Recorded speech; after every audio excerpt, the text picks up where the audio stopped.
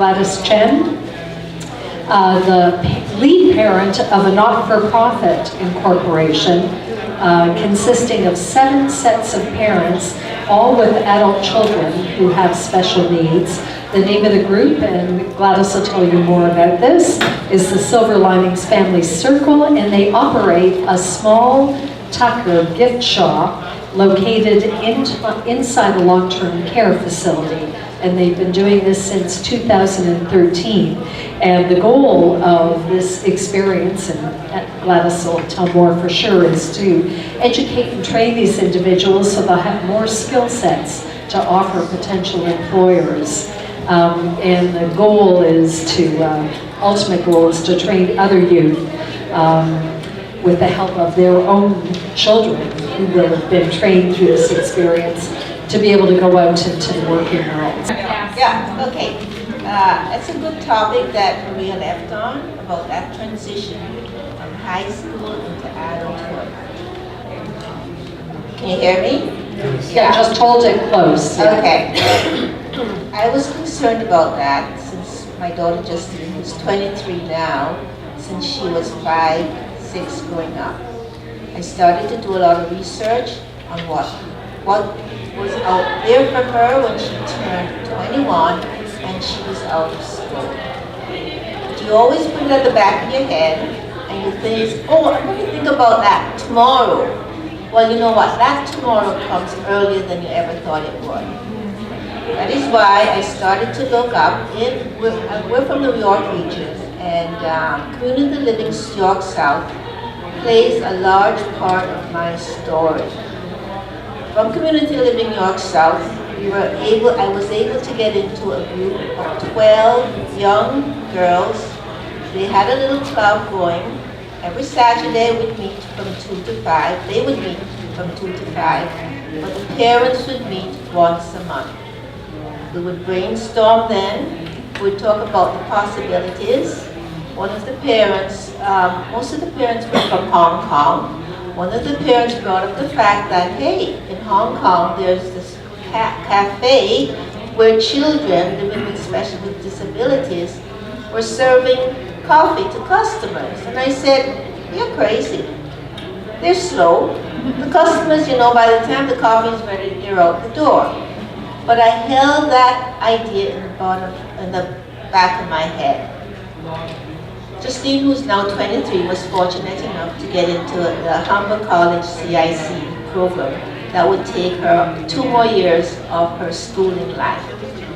In between going from high school to Humber, the EA at our school had gotten her into volunteering at the Leisure World in Richmond Hill. So I said to her, Justine, since you're not going to school until September, maybe you could volunteer at Leisure World for the summer. So I drop her off there. She'd go in there twice a week, and I usually pick her up at the reception desk. And one day I looked over, and there's a tuck shop over there with a vacant sign. Hey, I went in. I spoke to the administrator, who is a wonderful person. She didn't question me. She didn't say, and I've been to other institutions there where they have said to me, I'm sorry, you know, special needs, you know, there are little dangers there. I don't think you can really do it. She said, Gladys, if you believe that they're good enough, yeah, you can go ahead and rent the tuck shop. She gave me an unbelievable rent. I thought, you're going to only charge me that. She said, I'm not going to tell you how much, but yes, I'll only charge you so much a month. So I go back to my girls' group now because I'm really happy. There are 4 girls finishing high school the same time, and I thought, wouldn't that be lovely? We've got 4 girls who are willing to go into the shop, 4 sets of parents who would be willing to go in and volunteer their time. Well, it turns out that one parent said, it's going to be a money pit, so I don't think it's a good idea. So out of the 12 sets of parents, 2 sets of parents said, okay, Gladys, you know, if you got the idea, we'll try. I'm thinking, there's only 3 of us. How am I going to work it? So I go back to my email addresses. I email every single parent I've ever met whose email I've got with a child with special needs. I don't get any response, right? But because of this 12 girls and they're meeting, they go bowling together, they get to know each other, they visit each other's house. And that's another thing. Your child has to start socializing with other of their same kind. Because with that socializing, you get to know the parents, you start brainstorming together, you come up with ideas, and there's always more power in a group. When you're by yourself, you're all alone. If you've got 5, 6, 7 sets of parents with you, you'd be amazed at how many doors will open for you. But you've got to start doing that if you want to get anywhere with your children and their future. Anyway, somebody emailed me and says, okay, I'm going to have a meeting at my house, Tuesday, 7 o'clock. Whoever wants to show up, come. 7 other sets of parents came. I didn't know 5 sets of parents. So we had our first parent meeting, and then I said, you know what, I read somewhere, someone saying, if opportunity doesn't knock, you build your own door. So what I did was, I emailed the executive director of community living York South, and I said to him, his name is, by the way, Don Wilkinson. I said, dear Don, I have a proposal for you. Are you willing to have a meeting with a group of parents? He said, okay, Gladys, we'll meet. I haven't, I've never met this man before in my life, but hey, you gotta start somewhere. We had the meeting. I never expected anything from him. I just wanted to know that he's got the expertise. Maybe he can give us some suggestions as what we should do. So we had the meeting and he wished me luck, and I said, he's wishing me luck, but I don't know what I was looking for, but I was looking for a little bit more than wishing me luck. So we had the meetings and we talked about it and then I forget what you call them, but anyway, she's a person that represents community living. She calls me and she says, Gladys, you wouldn't believe this, but Don is willing to give your project a go. He's going to give you some money to start up. Unfortunately, I guess they had enough funding money left.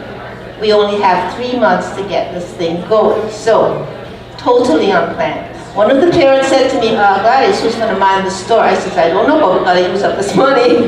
So we got the tuck shop. We were going to open just on weekends because we assumed that there'd be a lot of visitors coming in to see their old parents on the weekend. Well, nope, it weren't. 2 of the parents who don't work said, okay, we'll try opening on the weekdays. And that's how we started to build up our business. They came in, they worked. We gradually worked up. We started out like $10 a day. That's how much business we had starting out. $8, $10 a day. If you have a private business, you can't live on that. You'd go bankrupt. So we gradually started to work up the business, and we've reached the stage now where we're breaking even. Unfortunately, most of the money is going. Some of the parents work, so we had to hire someone coming in now and then, and that's where the money is going, because it's $15 an hour for this person to come in, which makes it like we're open from 11 to 4. So sometimes we pay more than we even sell for the day, but it's well worth it because now the kids have learned money, they've learned customer service, they're starting to learn inventory, they're now learning the Excel program because all our finances, inventory, everything is on Excel. So we're doing okay, although it's only 2 years. That's why I'm so enthused. I'm an old person, but I'm starting a new project. We've been asked about our obstacles. Very important. The parents have to be totally committed. We were so in a rush to start this because we had so much time to do this that we started out just unplanned. I would suggest if anyone wants to start this, first of all, You make sure that each parent knows that they have to volunteer so much time in the shop, or they do all the responsibilities in the running of the business. You gotta allocate, you're gonna do buying, you're gonna be doing that. It's been a wonderful time for us. I'm here because I'd like to help all the parents. I know how it feels when your child is leaving high school. There's nothing to go to. You don't want them to be sitting at home. I don't have passport funding. Minimum is $40 a day each and day org. The waiting list for government funding is absolutely nil. You have to take the bull by the horns, and you have to start something on your own if you really care about your children's future. And it's not really hard, because if I can do it, people say that all the time, but if I can do it, anyone can. You just have to have that commitment. Is my time finished? You've got a video. Oh yeah, I've got a video. These are our kids. We got some funding from Trillium, and Community Living has helped. You've got the concept of having children with special needs, learning a trade, helping older people who are living in long-term facilities, giving them a little joy in their life, is really appealing to people. So we've been lucky enough to get some funding from other sources. I will see from the video. So the young man is, so we can start video? Okay. It's coming. Okay, so these are 8 of the girls that are part of our group right now. And we're out from this Leisure World facility. So are the girls being paid, or are they just volunteering? Hold on to your question for a minute, okay? We'll get it after.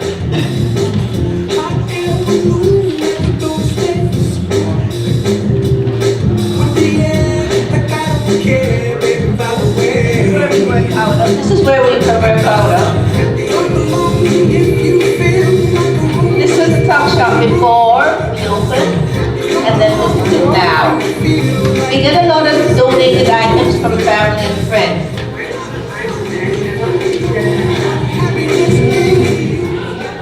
Iris has Asperger's, so she's very good on the computer, but she needs to learn more social skills.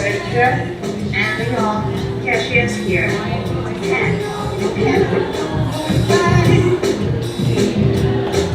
This is our first meeting. We've got a photographer in our group that takes pictures all the time.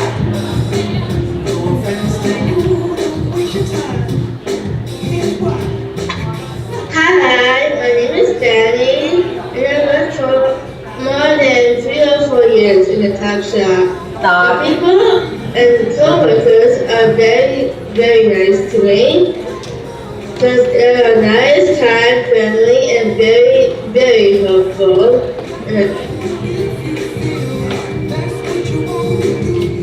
We've had lots of celebrations at Leisure World where we have parties. That's Josh. He's the only boy in our group.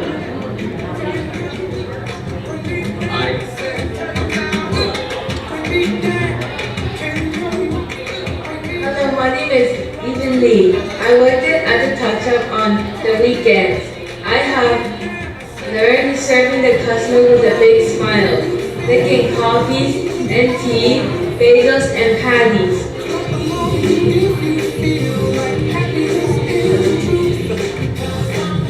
With our brand, we had one of the FTPs come to open for us. This is my daughter, Justine. And this is my dad. He had to get in the picture. The shop works on first every week. We never spend so much time together. Before we didn't have so much to talk about, but now we have love.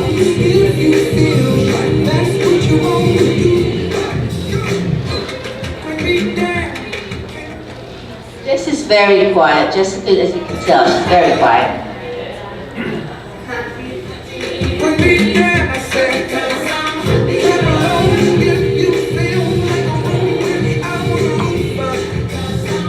I am grateful This is one of the residents of the Leisure World. care community for having that little shop for everybody who are disabled to get out. And I appreciate it. We got some classes at Microsoft, and Yorkdale managed to rank that.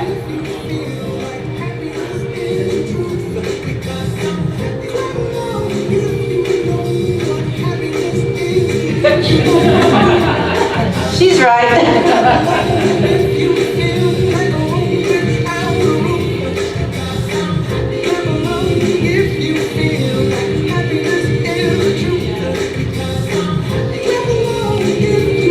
That's it. That's Thank you.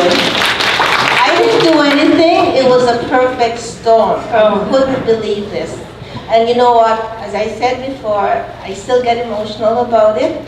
But anyone can do it. You just need that commitment, and it's possible to do. It's hard, but it's possible.